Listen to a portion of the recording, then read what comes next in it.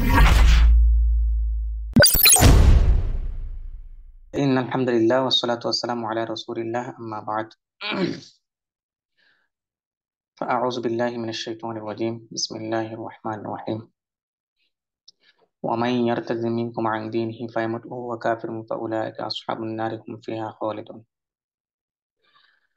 আচ্ছা, আসলে আজকের দর্শটা বিশেষত আমি বিষয়টা যখন আমার সামনে এলো তখনই আমি বিষয়টার গুরুত্ব এত বেশি অনুভব করেছি নিজের মাঝে যে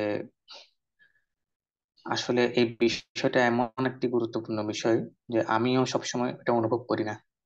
সমাজে যে একটা বড় একটা সংকট, যে একজন মুসলমান হিসেবে, সাধারণ একজন মুসলমান হিসেবে যে আমার যতটুকু অনুভব করা দরকার ছিল আমি নিজেও ততটা অনুভব করি না। এবং পরবর্তীতে যখন বিভিন্ন অধ্যয়নের মাধ্যমে আরো বেশি জানতে পারলাম তখন আরো ভয়াবহতা বুঝতে পারলাম যে বিষয়টা নিয়ে আসলে আরো অনেক বেশি আলাপ হওয়া দরকার। এবং এটা নিয়ে তরুণদের মাঝে বিশেষ করে যারা আধুনিক শিক্ষা ব্যবস্থার সাথে সম্পৃক্ত আছেন, আধুনিক শিক্ষা সংস্কৃতির সাথে যে কোনো ভাবে জড়িত আছেন, বা আধুনিক সভ্যতার যে কোনো সেক্টরে কাজ করে যাচ্ছেন, প্রত্যেকেরই আসলে এই বিষয়টা গভীরভাবে জানা দরকার, বোঝা দরকার, এবং অন্তর থেকে আসলে দৃঢ় একটা অবস্থান নেওয়া দরকার। তো যা হোক, বিষয়টা সামনে পেয়ে আমি নিজেও খুশি হয়েছি, কারণ এই বিষয়ে আমারও কিছু পড়াশোনার সুযোগ হয়েছে, অল্প স্বল্প। যদিও আসলে অনলাইন প্ল্যাটফর্মে আমার কথা বলার তেমন অভিজ্ঞতা নেই, আমার কথাগুলো হয়তো ওরকম বিক্ষিপ্ত হবে, আপনার একটু কমা সুন্দর দেখবেন, কারণ আমি খুব কমই অনলাইনে কথা বলেছি। আহ সাধারণত অনলাইনের বাইরে আমি একজন সাধারণ একটি মাদ্রাসা শিক্ষক, দীর্ঘদিন ধরে এই মাদ্রাসায় পাঠদান করে আসছি। আর অনলাইনে টুকটাক লেখালেখি করে এতটুকুই, আমার আসলে এর চেয়ে বেশি অভিজ্ঞতা বা যোগ্যতা ধরতে গেলে নেই। তবুও আমি আসলে আপনাদের সাথে এখানে একজন উস্তাদ হিসেবে না, বরং একজন ভাই হিসেবে এই বিষয়গুলো মোজাগারা করার জন্য বা আলাপ পর্যালোচনা করার জন্যই এখানে সম্পৃক্ত হয়েছি, যুক্ত হয়েছে আপনাদের সাথে। তো সেই হিসেবে ইনশাল্লাহ আপনারা আপনারটা নিবেন। আমরা আসলে যে কঠিন একটা সময়, বা যেটাকে কঠিন যুগ সন্ধিক্ষণ বলা যেতে পারে, যে এখানে আসলে এমন কোনো ফিতনা বাকি নেই যে ফিতনার মধ্যে আমরা লিপ্ত নেই, অথবা দেখা যায় যে আমরা ফিতনার মধ্যে লিপ্ত আছি কিন্তু আমরা জানি না, অবচেতন ভাবে আমরা ফিতনাগ্রস্ত, অথবা অবচেতন ভাবে আমরা কোন একটি ছোটখাটো শিরকের মধ্যে লিপ্ত।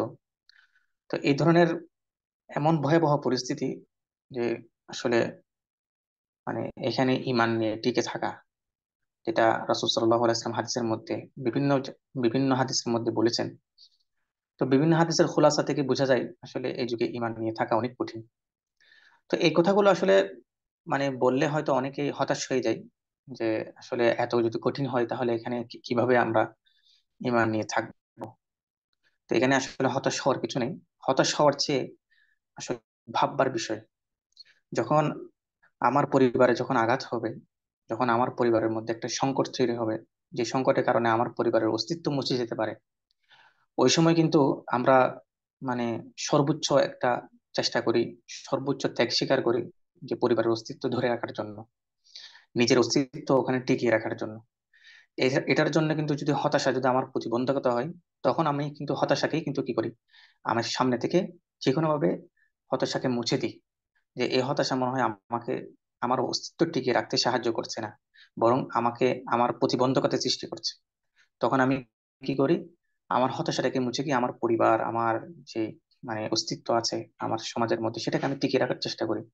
সেটা দেখা যায়, সেটা যদি বস্তুবাদী কোনো সংকট হয়ে থাকে, যেমন আপনার একটা দোকান সংকটের মুখে পড়েছে কোনো কারণে, তখন আপনি কিন্তু সেটা যে কোনো ভাবে আপনি কি করবেন, ওই দোকানটাকে উদ্ধার করার, ওই দোকানটাকে টিকিয়ে রাখার সর্বোচ্চ চেষ্টা করবেন। সেটা হতে পারে আপনার কোনো চাকরি, সেটা ওই চাকরিটা যদি কোনোভাবে যদি সংকট তৈরি হয়েছে, আপনার চাকরিটা চলে যাবে, আপনাকে পদত্যাগ করতে হবে, তখন আপনি দেখা যাবে কি যে আপনার পরিবার, আপনার পিছনে আপনার পরিবার আছে, হ্যাঁ, সব কিছু ভেবে আপনি ওই চাকরিটাকে যে কোনো মূল্যে টিকিয়ে রাখার চেষ্টা করেন। তো দেখেন, আমাদের ইমানটা এত গুরুত্বপূর্ণ আমাদের কাছে কেন নয়, এটা কিন্তু আজকে ভাববার বিষয়। যে আমাদের এই ইমানটা যদি গুরুত্বপূর্ণ হতো তাহলে অবশ্যই এই ইমানটা টিকিয়ে রাখার জন্য এই ইমানের মধ্যে কোনো সংকট তৈরি হচ্ছে কিনা, ইমানটা কোনোভাবে ভেঙে যাচ্ছে কিনা, নষ্ট হয়ে যাচ্ছে কিনা, আমি কোনো কুফুরে লিপ্ত হয়ে যাচ্ছে কিনা, এটা কিন্তু আমাকে ভাবাতো। আজকে কিন্তু আমাকে ভাবাচ্ছে না। কারণ এই ইমানটাকে আমি অতটা মানে ভ্যালু দিচ্ছি না, মূল্য দিচ্ছি না। অথচ এই ইমান যদি না থাকে তাহলে আমি কিন্তু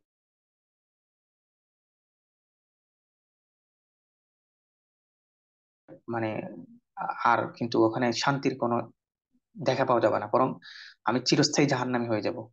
জান্নাতের কোনো তো সুঘ্রাণই পাবো না, এবং আল্লাহর সন্তুষ্টি থেকে অনেক দূরে চলে যাব। নবীজির সুপারিশ থেকে অনেক দূরে চলে যাব। অনেক দূরে বলতে কি চূড়ান্ত দূরে, যেটাকে দলালাম বাঈদা বলা হয় কোরআনের মধ্যে, যেটাকে দলালাম বাঈদা বলেছে, যে চূড়ান্ত দূরত্ব তৈরি হবে। যে দূরত্ব, যে দূরত্ব কখনো মানে নৈকট্য নৈকট্যে আসবে না।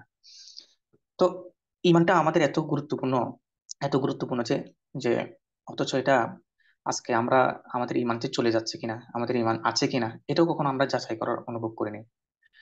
কারণ আমরা ওইভাবে গুরুত্ব দিই না যেভাবে আমাদের বস্তুবাদিতাকে গুরুত্ব দিয়েছি, যেভাবে আমাদের ব্যক্তিগত সংকটকে, ব্যক্তি স্বার্থকে, নিজস্ব স্বার্থকে, আমার পরিবারের স্বার্থকে, আমার আমার সন্তানাদের স্বার্থকে, আমার স্ত্রীর স্বার্থকে যেভাবে আমি গুরুত্ব দিয়েছি, ঠিক আমি আমার ইমানের স্বার্থকে কিন্তু সেভাবে গুরুত্ব দিইনি। যার কারণে আজকে আমার কি এই মানে ইমানের সংকটটাকে আমি বড় মনে করছি না। তো আজকে যে বিষয়টি আধুনিক জমানার যে মানে ইরতিদাত, এই যে আধুনিক জমানার ইরতিদাত, এটা কি?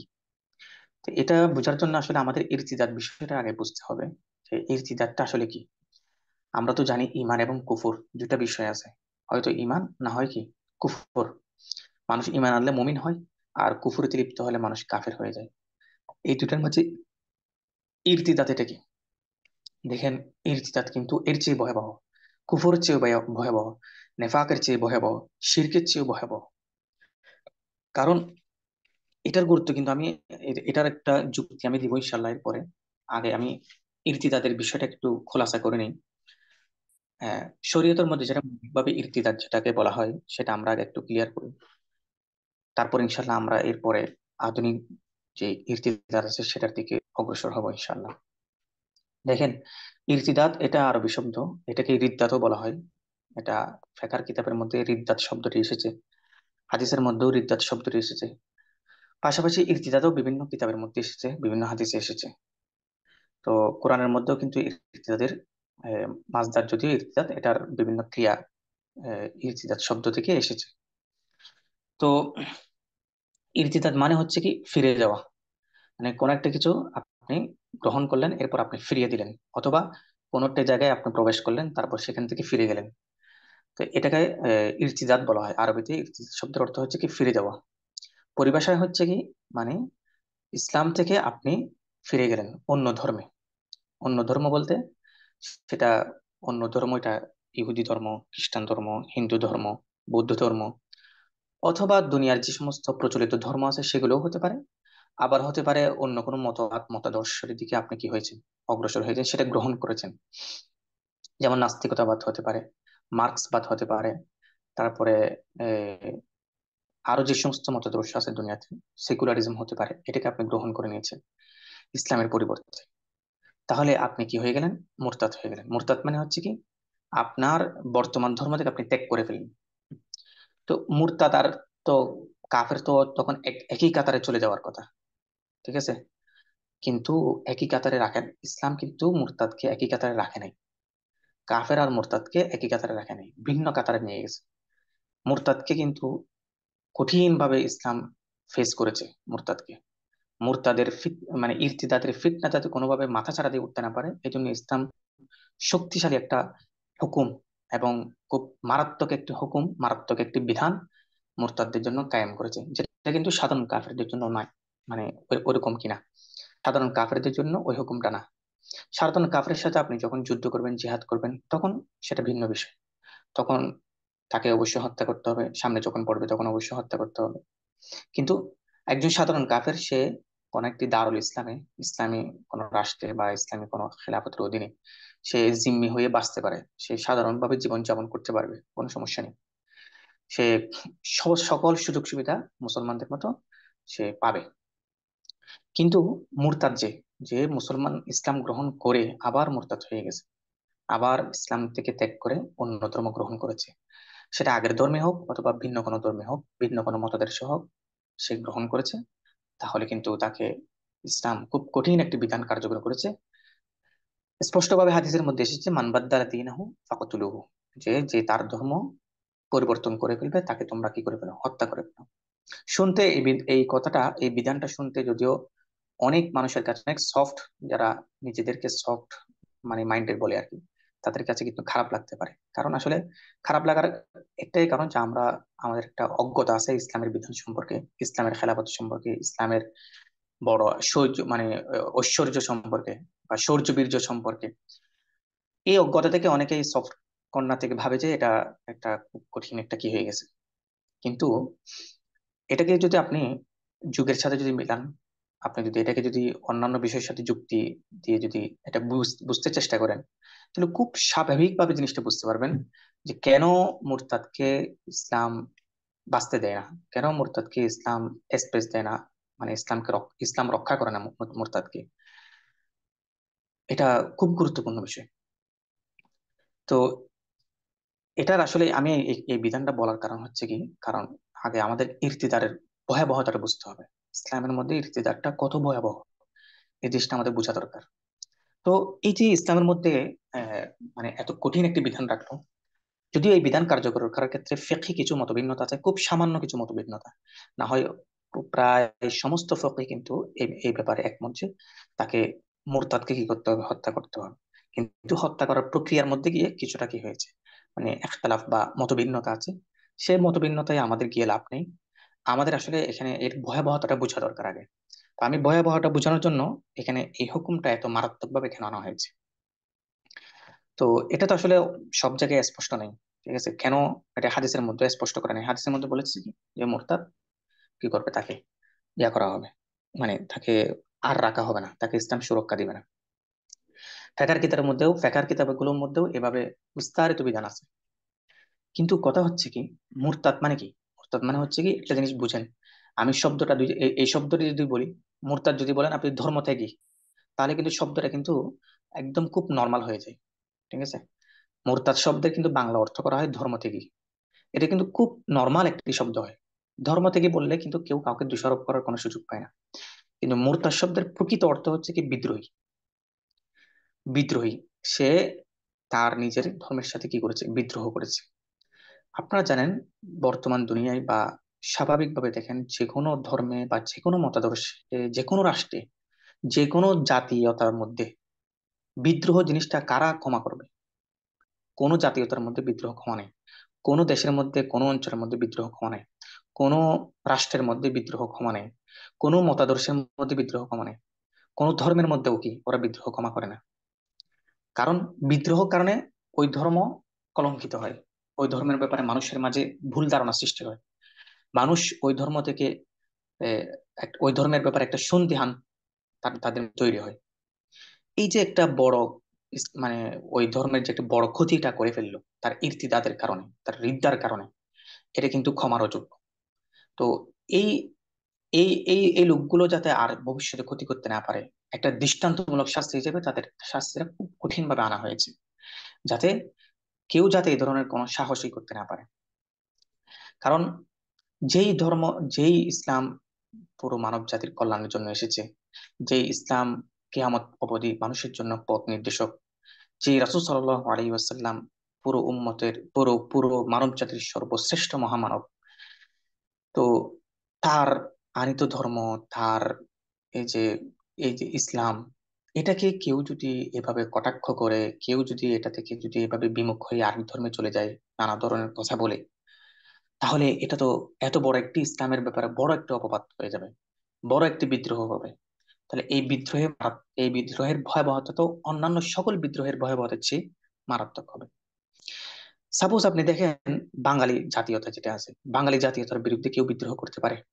শুধু সাধারণভাবে, মানে আমাদের মুক্তি এই আর সময়, যে 1971 সালে একটা যুদ্ধের মধ্যে শুধু সমর্থন দেয় নাই, বরং বা বিপরীত যারা আছে তাদের সাথে যে কোনো ভাবে যুক্ত ছিল, বা ওরকম সাধারণভাবে যুক্ত ছিল, অথবা মানে মৌখিকভাবে যুক্ত ছিল, অথবা এমনি এই, মৌনভাবে কি ছিল, যুক্ত ছিল, তাদেরকে কিন্তু কি করা হয়নি। এই রাষ্ট্র তাদেরকে ক্ষমা করে নাই, এই রাষ্ট্র তাদেরকে সর্বতোভাবে তাদেরকে বয়কট করেছে, তাদেরকে ফাঁসি দিয়েছে, তাদেরকে মেরেছে, তাদেরকে সামাজিক ভাবে, রাষ্ট্রীয় ভাবে সব ধরনের শাস্তি তাদেরকে দিয়েছে, তাদেরকে নানা ধরনের মানে ব্যঙ্গ বিদ্রুপ করে নাজেহাল করেছে। এমনই ভাবে দেখেন, এই জাতির জাতির পিতার কথা বলেন আপনি, যাকে জাতির পিতা বলা হয় আর কি, বাঙালি জাতি, ঠিক আছে? তো এই জাতির পিতার ব্যাপারে যদি কেউ মানে সামান্য কটূক্তি করে, তাকে কিভাবে, তার ব্যাপারে কিভাবে কিনে, এই তার ব্যাপারে কিভাবে অ্যাকশন নেই, সরকার বলেন, রাষ্ট্র বলেন, প্রশাসন বলেন। তো এই অ্যাকশন গুলো কেন নেই? আমি আমি বলছি না যে এটা ইয়া, আমি বলছি আপনার এখানে একটা ভাববার বিষয় আছে, এই অ্যাকশন গুলো কেন নেই? অবশ্যই অ্যাকশন নিবে তারা। কেন নিবে না? কারণ তারা এই জাতীয়তাটাকে তারা তাদের ধর্ম মনে করে, এই জাতির পিতাটাকে তারা তাদের ধর্মের অবতার মনে করে। তো তাদের অবতারকে যদি কেউ কটূক্তি করে, তাদের ধর্মটাকে কেউ যদি অপমাননা করে, অবশ্যই এটা চরম বিদ্রোহ মনে করবে তারা। তাদের তাদের তাদের কথিত বা কল্পিত এই রাষ্ট্রে যদি থেকে আপনি যদি কি করেন, এটা করেন, তাহলে এটা বিদ্রোহ মনে করবে। তাহলে এই বিদ্রোহের ভয়াবহতা তারা তারা জানে, কারণ তারা এই জাতীয়তাটাকে এমন ভাবে আপন করে নিয়েছে, এই জাতির পিতাকে তারা এমন ভাবে তারা কি করে নিয়েছে, গড়ে নিয়েছে। এই জন্য তারা কি করছে, মানে এটার গুরুত্ব, এটার এটার বিরুদ্ধে বিদ্রোহটাকে ভয়াবহতা হিসেবে তারা গ্রহণ করেছে। এই জন্য কেউ যদি সামান্যতম যদি কি করে, তাদের ব্যাপারে যদি মুখ খুলে কোনো ধরনের মানে নেতিবাচক কিছু বলে, তাদের সাথে সাথে অ্যাকশন, এবং খুব মারাত্মক অ্যাকশন নেবে তাদের তাদের ব্যাপারে। তাহলে যিনি সর্বশ্রেষ্ঠ রাসূল, যিনি সর্বশ্রেষ্ঠ মহামানব, যিনি যিনি আর কি বলবো, এটা তো আসলে সবাই জানি আমরা, তার ব্যাপারে যদি সামান্য যদি কটূক্তি করা হয়, তাহলে আপনি চিন্তা করে দেখেন, আপনি কিভাবে মানে কি এই মানুষটা দুনিয়াতে এই জমিনের মধ্যে বেঁচে থাকবে, তার কিভাবে বেঁচে থাকার অধিকার থাকতে পারে? ঠিক একইভাবে ইসলাম যে সর্বশ্রেষ্ঠ, মানে সর্বশ্রেষ্ঠ বলতে কি একমাত্র, সর্বশ্রেষ্ঠ বলে তো আরো আরো অনেক ধর্মকে স্বীকৃতি দেওয়া হয়, ইসলাম হচ্ছে কি একমাত্র জীবন বিধান, আল্লাহর পক্ষ থেকে জীবন ব্যবস্থা। এই ইসলামকে যদি কেউ যদি সামান্য কটূক্তি করে, এবং এই ইসলামের মধ্যে কেউ প্রবেশ করে আবার যদি বের হয়ে ইসলামকে যদি বৃদ্ধাঙ্গুলি দেখায়, ইসলামকে যদি সে মানে বিদ্রোহ করে ইসলামের বিরুদ্ধে, তাহলে এই লোক কিভাবে জমিনের মধ্যে বেঁচে থাকবে? এই জমিন তো সেই ইসলামের জন্য, এই জমিন তো সেই নবীজি সাল্লাল্লাহু আলাইহি ওয়াসাল্লামের জন্যই তো এই জমিনের মানে এই ইসলামটাকে এইভাবে কি করা হয়েছে, প্রতিষ্ঠা করা হয়েছে। রাসূল সাল্লাল্লাহু আলাইহি ওয়াসাল্লামের তো এই অবদানেই তো ইসলাম আজকে এতটুকুতে এসেছে। তাহলে কেন, কিভাবে তারা এই জমিনের মধ্যে বেঁচে থাকবে? এই জন্য আসলে এর ভয়াবহতাটা আমাদেরকে বুঝতে হবে, যে ইরতিদাদের ভয়াবহতা যেটা আছে, যে এটা কুফুরের চেয়েও বেশি। কুফুর, বললাম যে যে কাফের, সে জন্মগতভাবে সে কাফের, তার সে মানে সে ইসলাম গ্রহণ করার সুযোগ হয় নাই, বা তার একটা কি থাকতে পারে, অজ্ঞতা থাকতে পারে, ঠিক আছে?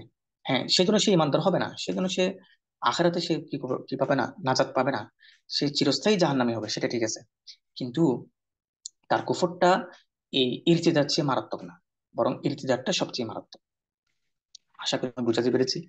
তো হ্যাঁ, এই বিষয়টা যদি আমরা বুঝি, তাহলে ইনশাল্লাহ ইরতিদাদের বিষয়টা আমরা বুঝতে পারবো। দেখেন, শরীয়তের মধ্যে ইরতিদাত মানে, আমি বললাম যে কি, যে ইরতিদাত মানে হচ্ছে কি প্রত্যাবর্তন করা, বা প্রত্যাবর্তন না, ফিরিয়ে যাওয়া, ইসলাম থেকে অন্য ধর্মে ফিরিয়ে যাওয়া।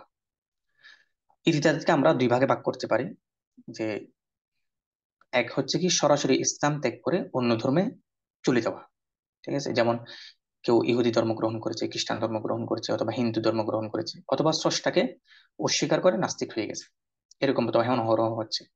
অথবা আল্লাহ রসুলের নবুয়ত ও রিসালাত কে অস্বীকার করেছে, যে কোনো ভাবে। নাউজুবিল্লাহি মিন যালিক।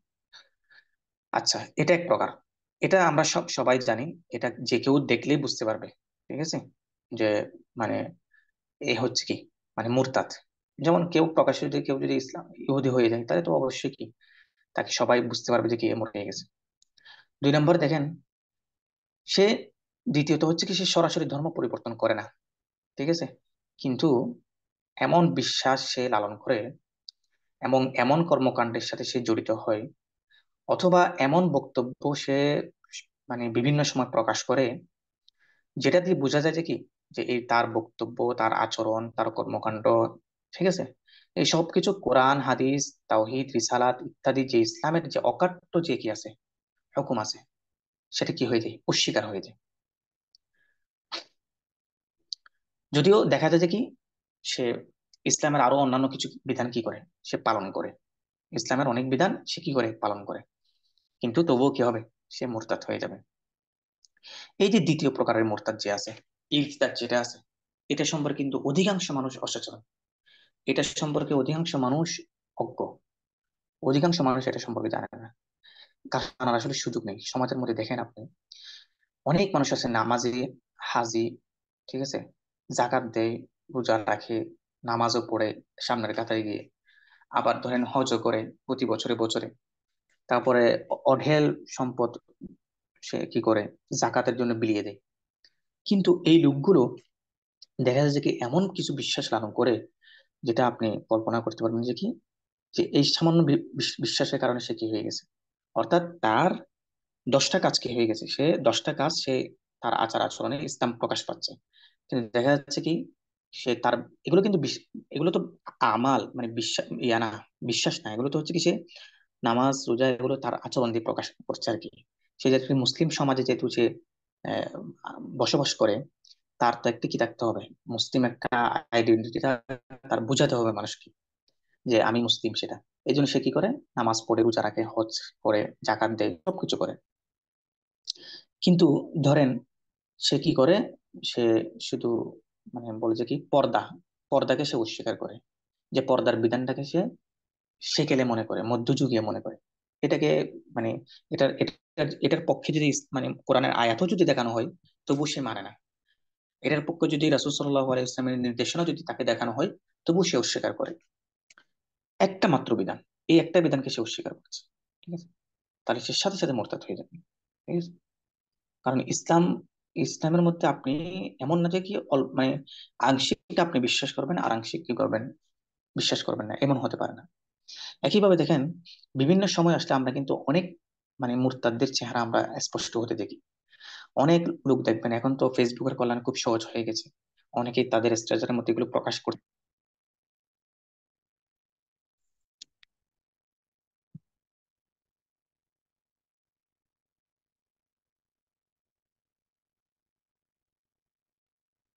আচ্ছা, অনেকেই তাদের স্ট্যাটাসের মধ্যে এগুলো কি করছে, প্রকাশ করছে। তো এগুলো তখন আমরা বুঝতে পারছি কি, যে এই লোকটা কি হয়ে গেছে, মুরতাদ হয়ে গেছে। কিন্তু এর আগে সে কিন্তু তার টুপি পরা ছবি, তার ধরেন হজের যাওয়ার ছবি, তার জাকাত দেওয়ার ছবি, সবগুলো দেখে আমরা মনে করেছি কি সে অনেক বড় মুসলিম। কিন্তু অবচেতন ভাবে সে কি হয়ে, অবচেতন ভাবে না, সে সচেতন ভাবে হতে পারে।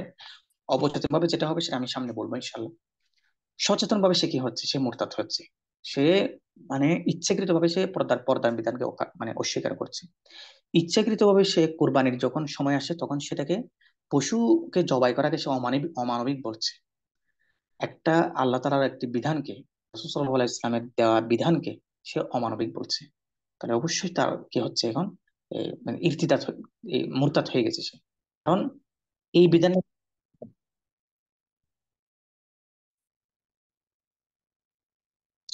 কারণ এই বিধানটা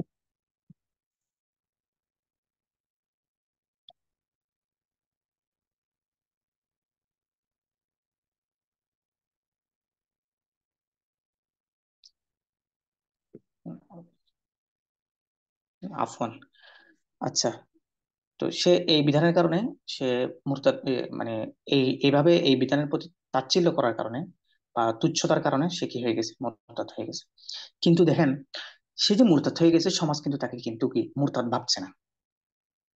দেখেন, আমি এর আগে প্রথম প্রকার যেটা বললাম, খুব খেয়াল করেন, প্রথম কথা যেটা বললাম, সে ইহুদি হয়ে গেছে, খ্রিস্টান হয়ে গেছে, হিন্দু হয়ে গেছে, এটা যদি সে মানে প্রকাশ যদি করে আর কি, বা এটা যদি বলে, তাহলে সমাজ তাকে আর কখনো মুসলিম হিসেবে গণ্য করবে না।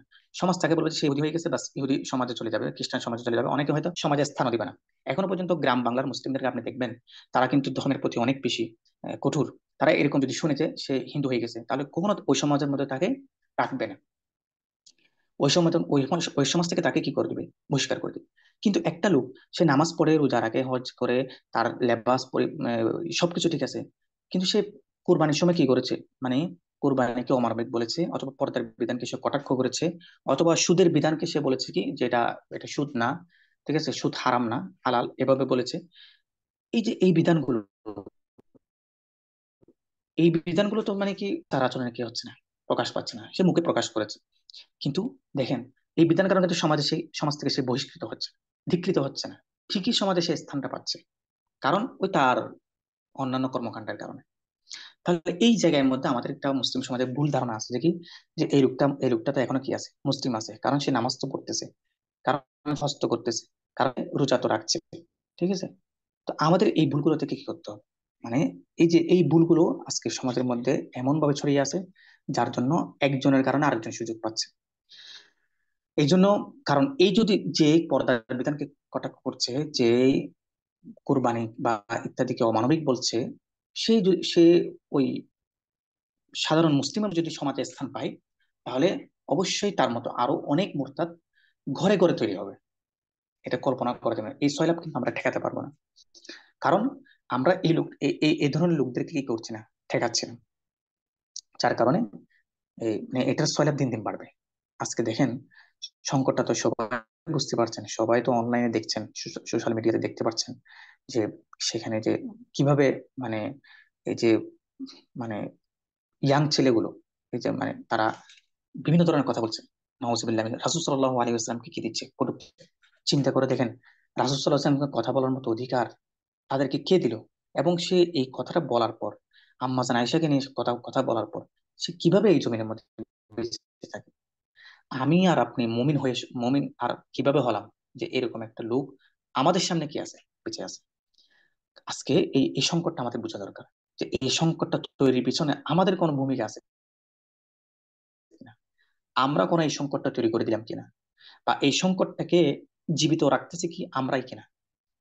এই জিনিসগুলো আজকে আমাদের ভাবতে হবে। তো যেটা বলছিলাম, এখন মোটামুটি আমি আপনাদেরকে আশা করি এই শরীয়তের মৌলিকভাবে যেটা ইরতিদাদের মানে যেটা আছে, বিধান আছে, সংক্ষিপ্তভাবে বলেছি। এটার বিস্তারিত আসলে এটার অনেক আলাপ আলোচনা আছে, ওটা আরেকদিন ইনশাল্লাহ, ওটা আর আলাদা আলোচনায় যেতে হবে।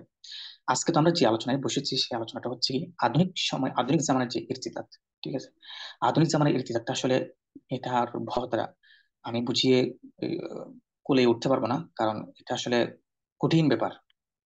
এটা অবচেতন ভাবে হয়তো হয়ে যাচ্ছে, অবচেতন ভাবে আমাদের অসংখ্য মুসলমান ইরতিদাতের পথে চলে যাচ্ছে। আমি সরাসরি মুরতাদ শব্দটা ব্যবহার করতে আমার কষ্ট হচ্ছে, এই জন্য বলছি অবচেতন ভাবে আমাদের সমাজে কি হচ্ছে, মানে অসংখ্য যুবক, অসংখ্য যুবতী মানে আপনার ইরতিদাতের দিকে চলে যাচ্ছে। তারা নিজেরাও জানে না, তারা এতটুকু বুঝে, তারা মানে জানে যে কি আমরা মুসলমান, তারা জানে যে কি আমরা একটি মুসলিম ফ্যামিলি থেকে বিলং করি, জাস্ট এতটুকু। এর বাইরে তারা আর কোনো তাদের বিধান আর কোনো বিষয় তাদের জানা নেই। এই লোকগুলো কিন্তু এই লোকগুলোর ব্যাপারে আমাদের আফসোস করা দরকার আছে। এর আগে আমি যে যাদের কথা বললাম, তারা তো ইচ্ছাকৃত ভাবে করেছে, তারা তারা ইন্টেনশনালি তারা কি ইরতিদাদের পথে পা বাড়িয়েছে, এবং মানে ইরতিদাদকে তারা কি করছে এখানে প্রতিষ্ঠিত করার চেষ্টা করছে।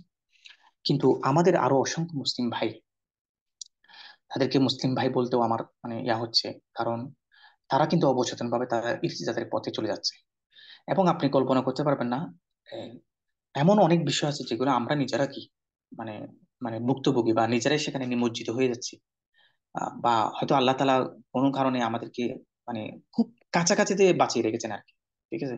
ওই যে কোরআনের মধ্যে একটা আয়াত আছে, আলা শাফা জুরফিন হারিম মিনান নার, জাহান্নামের একেবারে কিনারায়। ধরতে গেলে আমরা ওই যে মানে গুমরাহির একেবারে কিনারায় দাঁড়িয়ে আছি, যে কোনো মুহূর্তে আমরা ছিটকে গুমরাহির আহ, গর্তে পড়ে যেতে পারি। শুধু একমাত্র আল্লাহ তাআলা আমাদেরকে বাঁচাতে পারেন, আর কেউ না। আসলে হেদায়েতের দোয়া করা ছাড়া আর কোনো উপায় নেই। তো প্রিয় ভাইয়েরা, আধুনিক জমানার যে ইরতিদাদ, আমি সেটার সবচেয়ে বড় কারণ আমি মনে করব যে এখানে যে ইরতিদাদ ছলাপটা শুরু হয়েছে, এটার পিছনে পশ্চিমা সভ্যতার বা পশ্চিমা শিক্ষার বড় একটি প্রভাব আছে, এবং পশ্চিমা দর্শনের অনেক বড় একটা কি আছে, প্রভাব আছে এখানে। এটাকে অস্বীকার করার কোনো উপায় নেই।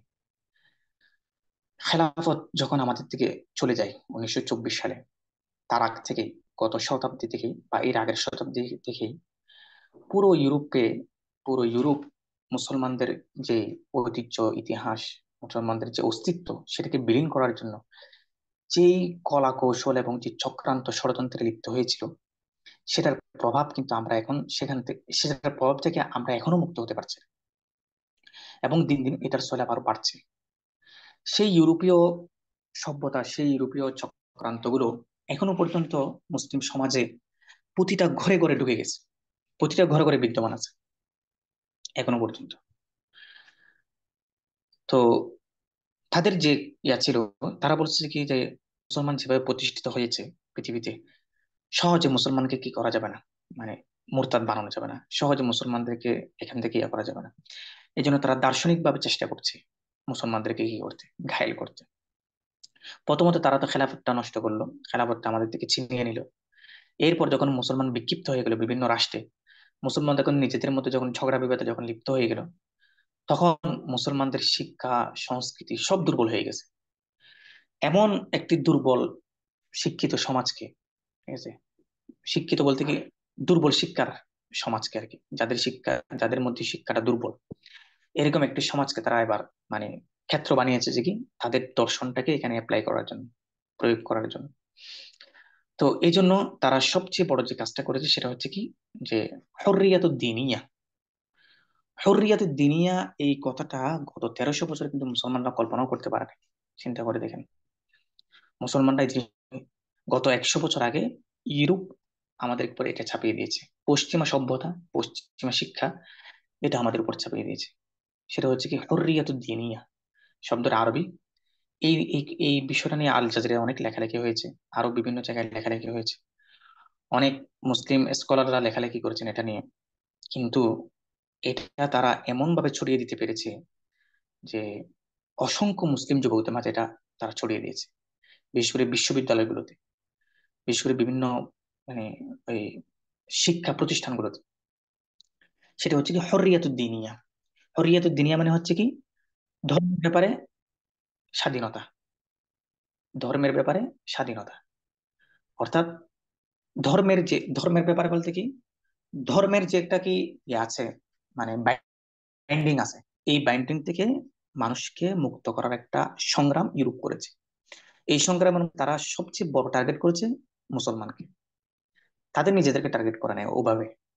যদিও তাদেরও টার্গেট ছিল, কিন্তু সবচেয়ে বেশি টার্গেট করছে মুসলমানদেরকে, যে কোনো ভাবে তাদেরকে কি বোঝাতে হবে যে কি তারা ধর্মের বাইন্ডিং এর মধ্যে থাকবে না। ধর্ম যে বাইন্ডিং দিয়েছে তাদেরকে, যে একটা বাধ্যবাধকতা দিয়েছে, সেই বাধ্যবাধকতার মধ্যে তারা থাকবে না, তারা সেখান থেকে বেরিয়ে আসবে যে কোনো উপায়ে। তো এটার জন্য তারা নানা ধরনের কি করেছে, মানে চক্রান্ত, চলচাতুরি, বিভিন্ন টুপ, বিভিন্ন ভাবে কি বলে এটাকে, চিত্তাকর্ষক বা মরীচিকার মতো আমাদেরকে বিভিন্ন বিষয় আমাদের সামনে উপস্থাপন করেছে। তো এখন তো মুসলমান তো খেলাফত বিহীন, মুসলমান নিজেদের মধ্যে ঝগড়াঝাটিতে লিপ্ত, মুসলমানরা একটা দুর্বল একটা অবস্থানে রয়েছে। এই সময় তারা তাদের এই দর্শনটাকে তারা কাজে লাগিয়েছে যে মুসলমানরা ধর্মের বাধ্যবাধকতার মধ্যে থাকবে না।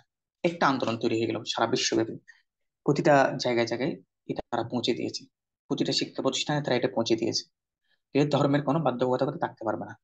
ধর্ম বলছে যে কি, মানে ধর্ম এখানে ধর্ম বলতে কি ইসলামকে টার্গেট করেছে আর কি। ইসলাম বলছে তোমাকে কি করতে, এই মানে জেনা থেকে তোমাকে বাঁচাচ্ছে, তুমি জেনা করতে পারবে না, ওয়ালা তাকরাবুল ফাওয়াহিশা, তুমি অশ্লীলতার ধারে কাছেও ঘেঁষতে পারবে না। কিন্তু তারা বলছে কিনা ফ্রি মিক্সিং, এটা একটা নিজস্ব স্বাধীনতা, ব্যক্তি স্বাধীনতা।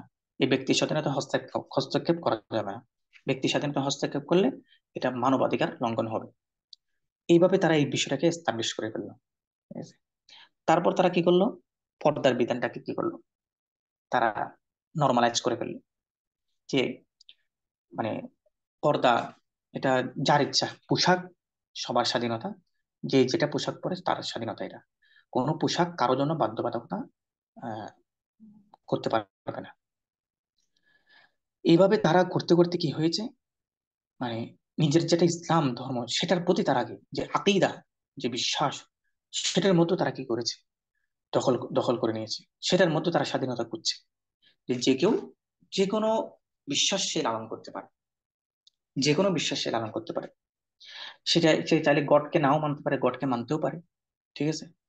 সে চাইলে মানে পূজা সে চাইলে ইবাদত করতেও পারে, নাও করতে পারে। ঠিক আছে। এইভাবে তারা মানে কি করলো, মানে স্বাধীনতার যেটা একটা স্বাধীনতার যে টু সব জায়গায় কি করে দিয়েছে, প্রতিটা মানুষের মাঝে এখন একটা, যে প্রত্যেকটা জিনিসের মধ্যে তার স্বাধীনতা করছে। নারী, বিশেষ করে নারীকে ব্যবহার করেছে, নারী স্বাধীনতা, তাদেরকে সমান অধিকার দিতে হবে, তাদেরকে তাদের উত্তরাধিকার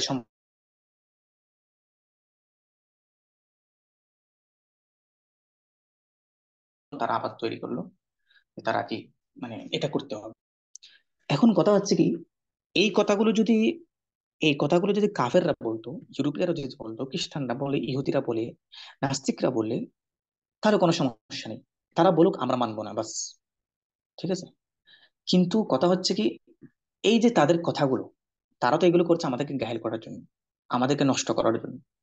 কিন্তু এগুলোকে, এখন সমস্যা হচ্ছে কি, এগুলোকে মুসলিমরা, মুসলিম যুবকরা নিজেদের বিশ্বাসের মধ্যে স্থান দিয়েছে, নিজেরাই এগুলো অবচেতন ভাবে বিশ্বাস করছে যে ইসলাম ধর্মই একমাত্র ধর্ম না, বরং আরো অনেক ধর্ম আছে, সেখানে ইসলাম মোটামুটি মানে মানে মন্দের ভালো। ঠিক আছে। এই বিশ্বাসটা তাদের মধ্যে ঢুকিয়ে দিয়েছে। এভাবে ইসলামের কতক বিধানকে কি করা, স্বীকার করা, আর কতক বিধানকে অস্বীকার করা, এই জিনিসটাও তারা কি করেছে, স্বাধীনতা থেকে পেয়েছে। তাদের চয়েস, যে আমার চয়েস হচ্ছে কি, যে আমি যেটাকে আমার যুক্তিতে ভালো মনে করবো সেটাকে আমি গ্রহণ করবো, যেটাকে আমার যুক্তি আসবে না সেটাকে আমি গ্রহণ করবো না। এই জন্য দেখা যাচ্ছে কি, অনেক বিষয়কে সে মধ্যযুগীয় ভাবছে, অনেক বিষয়কে সে মানে কি ভাবছে, সেকেলে ভাবছে, ব্যাকওয়ার্ড ভাবছে। ঠিক আছে। আধুনিক সময়ের জন্য সেটাকে আহ, সে জরুরি মনে করছে না, বা এটাকে আনফিট মনে করছে। ঠিক আছে। ইসলামের অনেক বিধানকে সে আনফিট মনে করছে। তাহলে এই যে মনে করা, এই যে বিশ্বাসটা লালন করা, চিন্তা করে দেখেন, এটা কিন্তু সব সময় সবাই কিন্তু এটা ইন্টেনশনালি করে না। এটা কিন্তু অধিকাংশ কিন্তু অবচেতন ভাবে তারা করে ফেলে।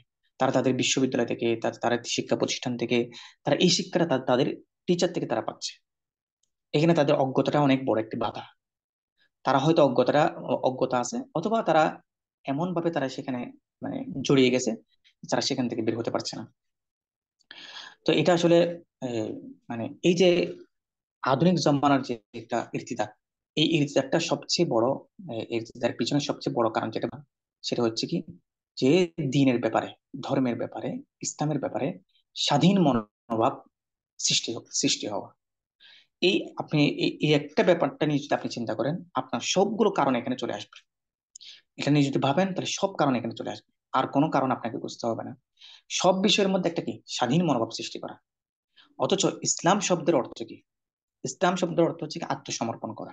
কিসের মধ্যে আত্মসমর্পণ করা? আল্লাহ এবং তার রসুলের বিধানের সামনে। আল্লাহ এবং তার রসুলের বিধানের সামনে কি করবেন? আত্মসমর্পণ করবেন। তাদের সন্তুষ্টির সামনে আপনি আত্মসমর্পণ করবেন, তাদের বাণীর সামনে আপনি আত্মসমর্পণ করবেন, কোরআনের সামনে আপনি আত্মসমর্পণ করবেন। আত্মসমর্পণ করা মানে, কোরআন আমাকে যা বলছে, আমার সেটা যুক্তিতে বুঝে আসুক বা না আসুক, আমাকে সেটা মানতেই হবে। আমি এই ব্যাপারে মানতে বাধ্য। রাসূল সাল্লাল্লাহু আলাইহি ওয়াসাল্লাম আমাকে যা কিছু বলেছেন, আমাকে যা করতে বলেছেন, তা আমি করতে বাধ্য। যা নিষেধ করেছেন, তা থেকে আমি বিরত থাকতে বাধ্য। এই যে একটা বাধ্যবাধকতা, ইসলাম যে বাধ্যবাধকতা দিয়েছে, আত্মসমর্পণ করার যে একটা কথা বলেছে, সেই জায়গা থেকে আমাদেরকে সরিয়ে দিয়েছে আজকে। মূলত ইরতিদাদের সবচেয়ে বড় কারণ হচ্ছে কি এখানে, যা আমাদেরকে ওই জায়গা থেকে সরিয়ে দিয়েছে, যার কারণে আমরা আমাদের ভাবনার মধ্যে অনেক কিছু ঢুকে গেছে।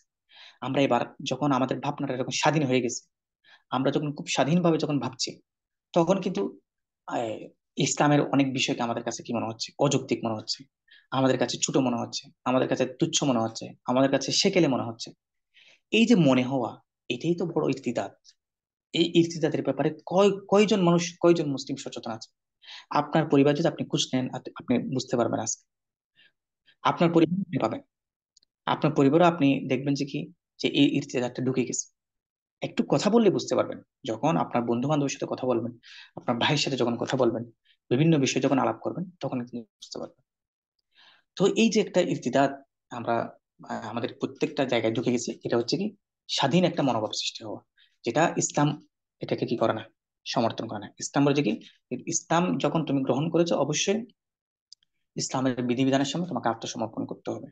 তোমার এখানে কোনো মত ইসলামের সামনে কি হবে না, গ্রাহ্য হবে না। তোমার যুক্তি তোমার কাছে, ঠিক আছে? তো এই জন্য আমাদেরকে এখন যেটা করতে হবে সেটা হচ্ছে কি, যে ইসলামকে পরিপূর্ণভাবে বুঝতে হবে। দেখেন, দুইটা আয়াত আমি আপনাদের সামনে, দুইটা আয়াত সামনে রাখবো, দেখেন আপনি খুব খেয়াল করে দেখেন। সর্বশেষ বিদায় হজের সময় আল্লাহ রসুলের প্রতি আল্লাহ আয়াত নাজিল করেন যে, আলিয়াউমা আকমালতু লাকুম দীনাকুম ওয়া আতমামতু আলাইকুম নি'মাতি ওয়া রাদিতু লাকুমুল ইসলাম দীনা। যে হে নবী, আজ আমি আপনার সামনে আপনার দিনকে কি করেছি, পরিপূর্ণ করে দিয়েছি। আপনার দিনকে আমি পরিপূর্ণ করে দিয়েছি, আল্লাহ তাআলা এই শব্দটা বলেছেন, পরিপূর্ণ করার। এবং নি'মাতি, নি'মাতি শব্দের অর্থ হচ্ছে কি, এখানে দিন, এখানে আল্লাহ তাআলা দিনকে নিয়ামত বলেছেন। কারণ আল্লাহ তাআলা আমাদের উপর যতগুলো নিয়ামত আমাদের উপর মানে বর্ষণ করেছেন, বা আমাদেরকে যত নিয়ামত দিয়েছেন, তার মধ্যে সবচেয়ে বড় নিয়ামত হচ্ছে কি দিন। এই দিনের চেয়ে বড় নিয়ামত আর কিচ্ছু নেই। আপনার সম্পদ হোক, আপনার সন্তান হোক, আপনার বাড়ি গাড়ি, অথবা আপনার যে কোনো কিছু, আপনার সুস্থতার চেয়েও কি, আপনার সুস্থতার চেয়েও বড় নিয়ামত হচ্ছে কি আপনার দিন। এই যে দিন যেটা পেয়েছেন, এটার চেয়ে বড় নিয়ামত আর নেই। তো এই নিয়ামতটাকে আল্লাহ তালা আমাদের উপর পরিপূর্ণ করে দিয়েছেন। পরিপূর্ণ করা দেওয়া মানে কি, কোন একটা জিনিস পরিপূর্ণ করে দিলে এর বাইরে আর কিছু করার, আর কিছু ভাবার কোনো কি নেই, সুযোগ নেই। সেটা 1400 বছর হলেও, সেটা 1500 বছর হলেও, সেটা 2000 হলেও, সেটা 3000 বছর হলেও, এবং আজকে থেকে 1,000 100,000 বছর পর হলেও এই বিধানটা কার্যকর হবে। কারণ আর কোনো নবী যেহেতু আসবে না, তো এই জন্য এই বিধানটাই কি সর্বকালের সর্ব সময়ের জন্য এটা আধুনিক, প্রাসঙ্গিক, এবং এটাই কি প্রায়োগিক। এটার বাইরে আমাদের যাওয়ার কোনো সুযোগ নেই। এই একটা বিশ্বাস, এই একটা আমাদের যে একটা দৃঢ়তা, এটা কিন্তু আমাদের মধ্যে নেই। আমরা কিন্তু সবাই মুসলমান, সবাই মুমিন, কিন্তু দৃঢ়ভাবে কিন্তু আমরা এটাকে কি করি না। আচ্ছা, এখানে আপনাদেরকে আরেকটা আয়াত বলি। কোরআন মধ্যে আল্লাহ তাআলা আরেক জায়গায় বলেন, ইয়া আইয়ুহাল্লাযীনা আমানু দুখুলু ফিস সিলমি কাফা। ইয়া আইয়ুহাল্লাযীনা আমানু দুখুলু ফিস সিলমি কাফা। আল্লাহ তাআলা কোরআনে বলেন যে, হে মুমিনগণ, তোমরা ইসলামের মধ্যে পরিপূর্ণভাবে কি করো, প্রবেশ করো। দেখেন, পরিপূর্ণভাবে প্রবেশ করতে বলেছে এখানে। মানে পরিপূর্ণভাবে প্রবেশ করা মানে কি, ওই যে একটু আগে যেটা বললাম, আপনি আংশিক কি করলেন, ইসলামকে আংশিক ভাবে পালন করলেন, আংশিক ভাবে পালন করলেন না, এতে কোনো সমস্যা নেই। তো আংশিক বিশ্বাস করলেন না, আংশিক জায়গায় আপনি সন্দেহ পোষণ করলেন, অথবা আংশিককে আপনি তাচ্ছিল্য করেন, অথবা আংশিককে আপনি বিশ্বাস করলেন না, তাহলে আপনি কখনো মুমিন হতে পারবেন না, মুসলমানও হতে পারবেন না। এই আয়াতটি নাজিল হয়েছে, আহ এটার পিছনে একটা ঘটনা আছে। যাই হোক, সময় কম, ঘটনাটা এখন আর না বলি। তো এই আমাদেরকে যেটা করতে হবে এখন, সেটা হচ্ছে কি পরিপূর্ণ ইসলামের মধ্যে প্রবেশ করতে হবে। পরিপূর্ণ ইসলামের মধ্যে প্রবেশ কিভাবে করব, কিভাবে পরিপূর্ণ ইসলাম আমি মানবো, এটার জন্য আমাকে কি করতে হবে, ইসলামের পরিপূর্ণতা সম্পর্কে আমাদের জানতে হবে। না হয় ওই যে বললাম, যে আমার কোনো চিন্তা ভাবনা যে কোনো কি হয়ে যাচ্ছে কিনা, মানে ইসলামের বিপরীত হয়ে যাচ্ছে কিনা, এই জিনিসটা কিন্তু আমি যদি আমি যদি না ভাবি, তাহলে আমি বিপদে পড়ব। আপনি ইসলাম সম্পর্কে অনেক কিছু জানেন না, ঠিক আছে? আপনি ইসলাম সম্পর্কে এখন এক বসাতেই সবকিছু জানা আপনার পক্ষে সম্ভব না, ঠিক আছে? কিন্তু আপনার ধারণা, এটা তো হতে পারে যে আপনি ইসলামের বাইরে ভাববেন না। যে কোনো বিষয় আপনার সামনে আসবে, আপনি প্রথমে তালাশ করবেন যে এটার মধ্যে ইসলামের ওপিনিয়ন কি, মতামত কি, ইসলাম কি বলে এটা, ঠিক আছে? এটা যদি আপনি না ভেবে যদি বলেন যে না, ইসলাম কি বলে সেটা দেখার দরকার নাই, সম্ভবত এখানে এখানে মনে হয় ইসলামের কোনো কি নেই, বিধান নেই, এখানে আমি আমার মতো করে আমি ভাববো, তাহলে আপনি এই এই জায়গায় আপনি কি কি হলেন, ধাক্কা খেয়ে গেলেন। আপনি ইরতিদাদের সয়লাবের মধ্যে আপনি পা দিয়ে দিলেন, ঠিক আছে? এখানে আপনাকে ভাবতে হবে যে কি, না, আমি হয়তো জানি না, ঠিক আছে, কিন্তু আমি এটা জেনে নিব। যেহেতু এটা আমার এই সংকটটা যখন আমার সামনে যেহেতু এসেছে, আমি যে কোনো ভাবে এটা কি জানবো যে কি, যে এখানে এই মানে ইসলাম বিধানটা কি, বা ইসলাম এখানে কি বলে, ঠিক আছে?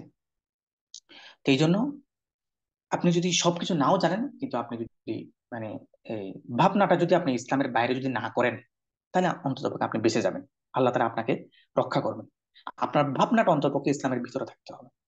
হ্যাঁ, আপনার জ্ঞানটা অনেক বেশি নাও হতে পারে, ইসলামের যে বড় বিশাল যে জ্ঞানের যে ভান্ডার, সেই ভান্ডারটা আপনার আয়ত্তে নাও থাকতে পারে, কিন্তু আপনার ভাবনাটা কিন্তু ওই ভান্ডারের বাইরে যাতে কোনোভাবে না যায়, এই জন্য আপনি চেষ্টা করবেন যে কি নিজস্ব ভাবনা বা নিজস্ব চিন্তাকে যেন আপনার কোনো একটা সমাধানের মধ্যে যেন প্রভাব না পড়ে কোন একটা বিষয়ে।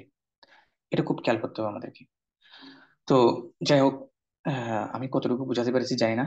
আমি আপনাদেরকে সর্বশেষ শেষের দিকে চলে এসেছি, যেহেতু 1 ঘন্টা হয়ে গেছে। এখন হয়তো অনেকের রাত্রে বিশ্রামের বিষয় আছে, অনেকের খাওয়া দাওয়ার বিষয় আছে। তো যাই হোক, আমি আপনাদেরকে আহ, সর্বশেষ কয়েকটি কথা বলবো। এটা বলি ইনশাল্লাহ আমি আমার বক্তব্য আজকের মতো শেষ করবো ইনশাল্লাহ। হয়তো এই বিষয়টা নিয়ে হয়তো আরেকদিন বসতে পারলে আরো একটু আলাপ করলে ফায়দা হবে ইনশাল্লাহ।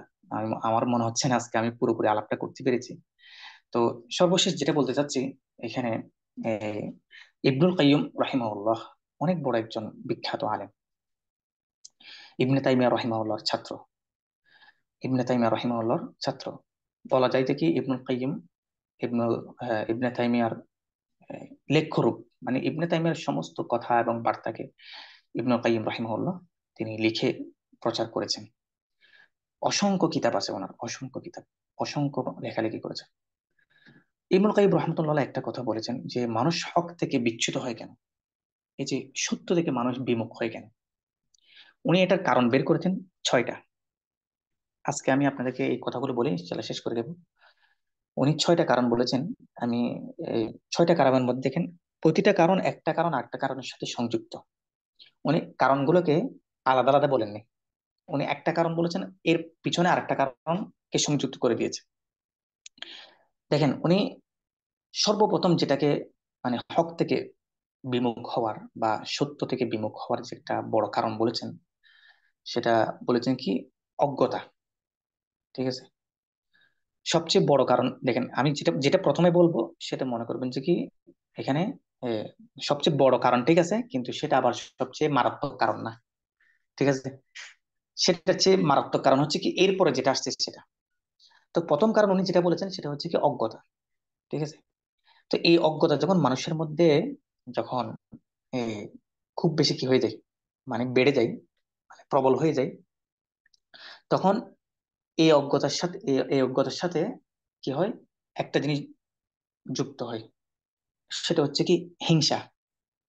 মানে অজ্ঞতার উপর আরো কি হয়, হিংসা বা একটা মানে কি বলে এটাকে, মানে ঘৃণা তৈরি হয় কোন একটা বিষয়ের প্রতি আর কি। সে জানে না এটার বিষয়ে আরো কি হয়, আরো একটা হিংসা তৈরি হয়।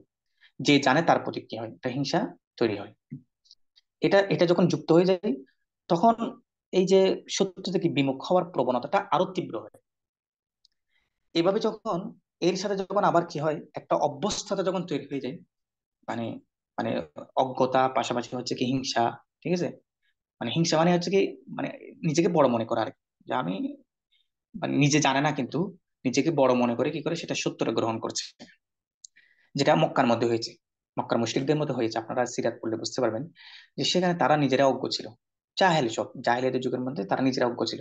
তাদেরকে আল্লাহ রসুল বলেছেন, আল্লাহ রসুল বার্তা যখন দিয়েছেন, তারা অজ্ঞতার কারণে সেটা গ্রহণ করে নাই প্রথমে। তারপর অজ্ঞতার কারণে গ্রহণ করতে না না করতে তারা তাদের মধ্যে একটা হিংসা তৈরি হলো রাসূল সাল্লাল্লাহু আলাইহি ওয়াসাল্লামের প্রতি এবং ইসলামের প্রতি। এই হিংসাটার সাথে তারা ধীরে ধীরে কি হয়েছে, একটা অভ্যস্ততা, যে তারা হিংসা করতেই লাগলো, হোক করতেই লাগলো। যার কারণে সত্য থেকে বিমুখ হওয়ার যে প্রবণতা, এটা দিন দিন মানে বাড়তে থাকলো। কোনোভাবেই সে সেখান থেকে বেরিয়ে আসতে পারছে না। আচ্ছা, এরপরে কি হলো, এরপরে এখানে এখানে এসে গেছে কি একটা মানে স্বার্থ, মানে একটা হীন স্বার্থ, মানে এই আহ, কি বলে, মানে হিংসা এবং এরপরে অভ্যস্ততার পাশাপাশি একটা ব্যক্তি স্বার্থ চলে আসলো। মানে তার মধ্যে একটা যে স্বার্থ বলতে যে যারা এই হকটা গ্রহণ করছে তারা তো অনেক এগিয়ে যাচ্ছে, হ্যাঁ, তারা তো অনেক বেশি কি করছে। এখন সে কি করছে, একটা তার মধ্যে একটা স্বার্থ তৈরি করছে যে যে কোনো ভাবে এদেরকে বাধা দিব। ঠিক আছে, তাদের বিরুদ্ধে যে কোনো ভাবে আমি লাগবো, তাদের বিরুদ্ধে যে কোনো ভাবে আমি অবস্থান নিব। এইভাবে একটা তার মধ্যে একটা মানসিকতা তৈরি হলো। এরপর এটা আরো তীব্র হলো, হক থেকে বিমুখ হওয়ার যে প্রবণতা এটা আরো তীব্র হলো। তারপর সেখানে তার যখন এখন আর সে তার হক তার সামনে স্পষ্ট হলেও সে আর হকটা গ্রহণ করতে পারছে না। তার সামনে কিন্তু হকটা স্পষ্ট, ঠিক আছে? মানে এত কিছুর পরও হকটা তার, যেমন আবু তালেব, রাসূল সাল্লাল্লাহু আলাইহি ওয়াসাল্লামের চাচা, অনেক হেল্প করছেন রাসূল সাল্লাল্লাহু আলাইহি ওয়াসাল্লাম, ওনার কাছে হকটা স্পষ্ট ছিল। ঠিক আছে? কিন্তু উনি শেষ পর্যন্ত গ্রহণ করতে পারে নাই কেন? এই কারণটা এখানে ইব্রাহিম বলছে যে কি, সে কারণটা হচ্ছে কি, যে নিজের বংশ, পরিবার, সমাজকে কি করা, ভয় করা, হকটা গ্রহণ করার ক্ষেত্রে। যে হক, এই হক গ্রহণ করলে সমাজ কি বলবে, তারপর আমার পরিবার কি বলবে, এইভাবে একটা, মানে এটাকে কি বলা হয়, মানে সামাজিক, মানে লোকে কি ভাববে, একটা কথা আছে না, যেমন আমি দাড়ি রাখলে আমার এ, মানে কাজিনরা কি ভাববে, এরকম একটা ফ্যাশন তৈরি হয়েছে না আমাদের সমাজে, মুসলমান ছেলেদের মধ্যে এরকম একটা ফ্যাশন তৈরি হয়েছে। ঠিক আছে? পাঞ্জাবি পরলে আমাকে কেমন দেখাবে। ঠিক আছে? এই যে মানুষের ভয়, তারপর একটা সামাজিক ভয়, এটা ভিতরে ঢুকে যায় আস্তে আস্তে এইভাবে।